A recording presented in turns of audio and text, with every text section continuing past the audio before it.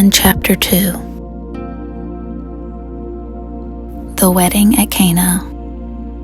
On the third day there was a wedding at Cana in Galilee, and the mother of Jesus was there.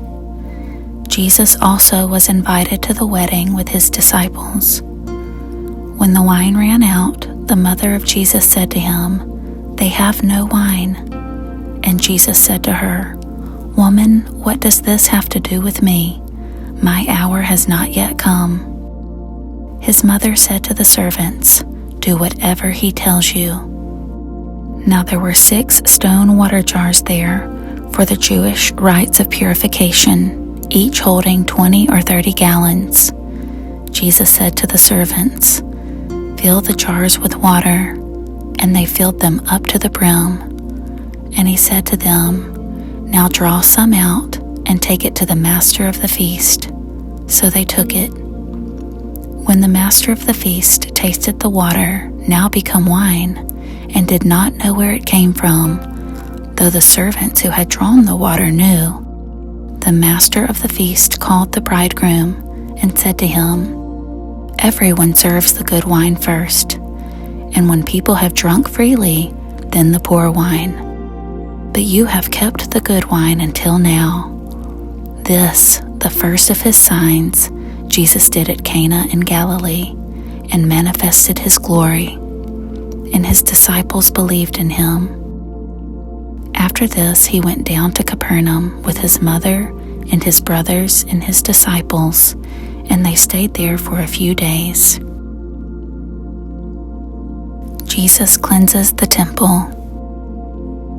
The Passover of the Jews was at hand, and Jesus went up to Jerusalem.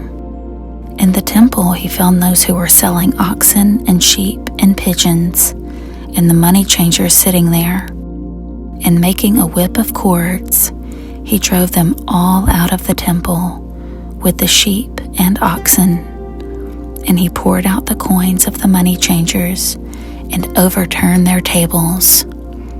And he told those who sold the pigeons, "Take these things away. Do not make my Father's house a house of trade." His disciples remembered that it was written, "Zeal for your house will consume me." So the Jews said to him, "What sign do you show us for doing these things?" Jesus answered them, "Destroy this temple, and in 3 days I will raise it up." The Jews then said, "It has taken 46 years to build this temple, and will you raise it up in 3 days?" But he was speaking about the temple of his body. When therefore he was raised from the dead, his disciples remembered that he had said this, and they believed the scripture and the word that Jesus had spoken. Jesus knows what is in man. Now when he was in Jerusalem at the Passover feast, many believed in his name when they saw the signs that he was doing.